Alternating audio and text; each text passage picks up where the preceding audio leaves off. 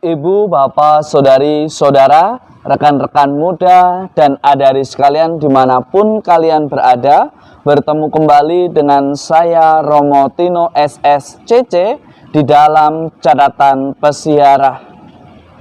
Hendaknya di dalam hidup menggereja, Anda dan saya serta kita semua sebagai orang beriman tidak dengan mudah meletakkan kuk yang tidak bisa dipikul oleh sesama kita hanya karena kita ingin tampil baik adanya.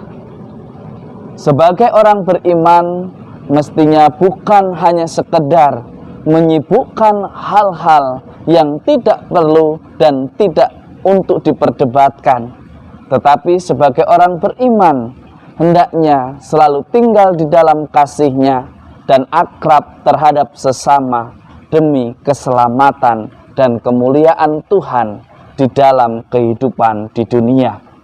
Sebelum kita mendengarkan permenungan dari catatan pesiarah, marilah kita membuat tanda kemenangan Kristus. Dalam nama Bapa dan Putera dan Roh Kudus. Amin. Allah Bapa Maha Penyayang, Engkau mengendaki semua orang mengalami kasih-Mu. Semoga semua bangsa bisa hidup bersama, membangun persaudaraan yang semakin kokoh, sehingga semua orang mengalami kedamaian di dalam persiaran hidup di dunia ini. Dan jika kami adalah pemangku jabatan, jangan biarkan kami meletakkan kuk yang tidak bisa dipikul oleh setiap umat-Mu untuk terlibat dan memuliakan Engkau di dalam pelayanannya. Demi Kristus Tuhan dan pengantara kami. Amin. Ibu, bapak, saudari, saudara, rekan-rekan muda, dan adari sekalian yang terkasih. Sejak semula kita tahu bahwa yang dikehendaki oleh Allah Bapa di surga dengan mengutus putranya yang tunggal ke tengah-tengah dunia untuk menebus dan menyelamatkan semua manusia dari kematian maut yang diakibatkan oleh dosa. Hari ini Anda dan saya serta kita semua diingatkan juga melalui kisah para rasul. Hendaknya kita tidak meletakkan suatu kuk yang tidak dapat dipikul, baik oleh penatua, oleh orang-orang yang sudah lama, atau bahkan oleh nenek moyang kita, sesama kita, bahkan diri kita sendiri. Sebaliknya, Anda dan saya serta kita semua diajak untuk lebih percaya bahwa kasih karunia Tuhan Yesus Kristus kita akan beroleh keselamatan sama seperti mereka. Artinya, Anda dan saya serta kita semua diajak untuk tidak menjadi penghalang bagi sesama kita. Seringkali yang terjadi karena kita merasa risih, karena merasa terganggu dengan ini dan itu, akhirnya kita melakukan sesuatu yang bukannya membuat semakin banyak orang terlibat, tetapi semakin banyak orang sulit untuk terlibat, terutama di pelayanan, hanya karena kita merasa bahwa ini adalah yang layak, ini yang dibenarkan. Padahal di dalam hukum Tuhan, mereka yang boleh melayani adalah mereka yang layak. Tidak ada tambahan aturan yang mempersulit, tetapi kenyataannya kita masih meributkan hal-hal yang receh, hal-hal yang sebetulnya tidak perlu untuk didiskusikan ataupun untuk diributkan, sebagaimana yang dialami oleh Paulus dan Barnabas mengenai perihal disunat dan tidak disunat. Padahal beriman tidak ada kaitannya tentang budaya tertentu. Ketika seseorang bisa sampai kepada Tuhan, mengapa kita harus menjadi hakim atas mereka? Tuhan tidak mengendaki Anda dan saya serta kita semua menjadi hakim atas sesama yang menilai bahwa orang ini layak, orang ini tidak layak, orang ini boleh ambil bagian dalam pelayanan dan orang ini tidak boleh ambil dalam pelayanan. Selagi Anda, saya, serta kita semua sudah dibaptis, mengapa kita harus enggan untuk melayani? Dan mengapa kita harus melarang mereka untuk terlibat di dalam pelayanan? Mari kita belajar dari gereja perdana yang berani mencari jalan tengah, bukan untuk menghalangi orang, tetapi semakin merangkul tanpa harus menomorduakan yang menjadi keutamaan mereka, yaitu beriman akan Kristus dan tinggal serta hidup melaksanakan akan apa yang diimani.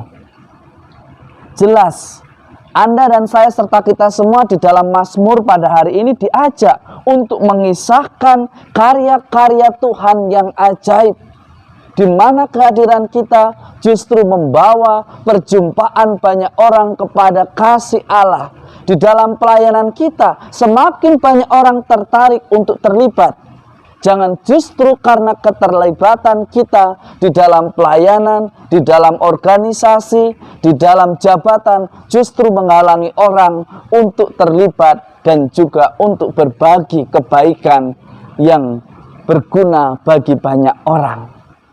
Tentu hidup bersama kita juga harus memikirkan keakraban dengan sesama, keakraban di dalam membangun dinamika bermasyarakat, di dalam keluarga maupun di dalam hidup menggereja. Di dalam Injil pada hari ini, dalam Injil suci Yohanes, mengajak Anda, saya, serta kita semua untuk tinggal di dalam kasih Tuhan, supaya sukacita Anda, saya, serta kita semua menjadi penuh. Memiliki relasi yang mendalam dengan Tuhan dan memiliki relasi yang akrab dengan sesama. Tidak membeda-bedakan dari mana dia berasal. Tidak memilih-milih karena suara dia yang berbeda, karena kulitnya yang berbeda. Tetapi hari ini kita ditantang, orang yang semakin beriman, ia akan merasakan betapa bersukacitanya tinggal di dalam kasih Allah. Ia menjadi pribadi yang tidak mudah menghakimi. Ia menjadi pribadi yang tidak mudah mengeluarkan peraturan ataupun perubahan yang seringkali membawa suatu konflik. Seringkali kita sebagai orang beriman patut untuk kita sadari bahwa seringkali kita dengan mudah mengeluarkan ide-ide, tetapi kita tidak pernah mau merawatnya atau bahkan memberikan solusi atas ide-ide yang kita berikan. Atau bahkan kita hanya semangat di awal, tetapi di dalam perjalanan kita mulai menghilang, padahal kita yang menginisiasi, padahal kita yang memulai.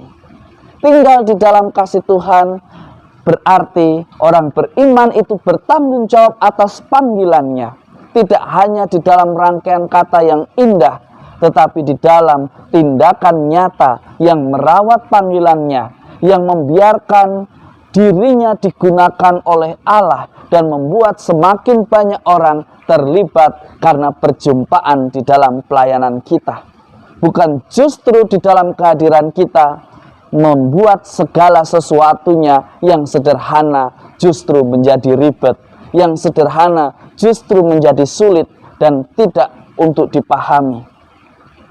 Padahal gereja hadir untuk keselamatan bersama, untuk perjumpaan orang beriman akan kemuliaan Tuhan dan kasih Tuhan yang sungguh luar biasa. Semoga berkat Tuhan senantiasa melindungi dan memberkati kita semua, Bapa dan Putera dan Roh Kudus. Amin. Belajar dari jemaat perdana, persatuan mereka di dalam dinamika komunitas sebagai murid Kristus. Mereka tidak sibuk dengan hal-hal yang sederhana. Mereka tidak meributkan dengan hal-hal yang sudah diputuskan hanya karena berbeda dengan pikiran kita. Tetapi hari ini Anda dan saya serta kita semua diajak oleh Paulus, Barnabas untuk senantiasa menjadikan gereja yang hidup sebagai sarana dan tempat bagi banyak orang untuk menuju kepada Dia yang kita muliakan, yang kita imani. Agar kita dimampukan, maka beranilah untuk tinggal di dalam kasih Tuhan, sehingga kita memiliki relasi yang mendalam dengan Tuhan, dan kehadiran kita mampu menciptakan keakraban dengan sesama kita.